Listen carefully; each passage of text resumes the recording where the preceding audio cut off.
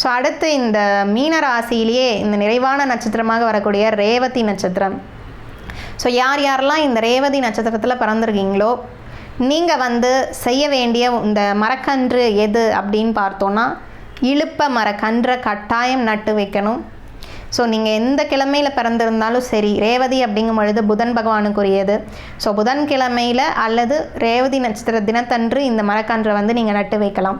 ரொம்பவே ஒரு சிறப்பான ஒரு யோக பலன்களை உங்களுக்கு அள்ளி கொடுக்கும். இருக்கக்கூடிய தடைகள், பேங்கிங் செக்டரில் வேலை பார்க்குறீங்க, அங்கே பிரச்சனை இருக்குது, ப்ரமோஷன் கிடைக்கல, ஸோ பேங்கிங் வேலைக்கே முயற்சி செய்கிறீங்க, போட்டித் தேர்வு எழுதிட்டுருக்கீங்க, அல்லது ஐடி ஒர்க், சாஃப்ட்வேரில் ஒர்க் பண்ணக்கூடிய நபர்கள், இவங்க எல்லாருக்குமே ஒரு நல்ல தீர்வு அப்படிங்கிறது கட்டாயம் இந்த மரக்கன்று நடுவதன் மூலம் உங்களுக்கு ஏற்படுத்தி கொடுக்கும்.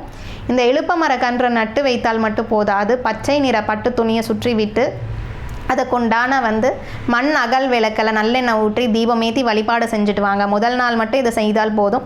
அடுத்தடுத்து வரக்கூடிய நாட்கள் அந்த கன்று வளருதா அப்படின்னு பார்த்து கொள்ளுங்க, தண்ணி ஊற்றி. ஸோ அந்த கன்று வளர்வது போல் உங்களுடைய வாழ்க்கையிலையும் முன்னேற்றம் அதிகரிச்சுட்டே போகும்.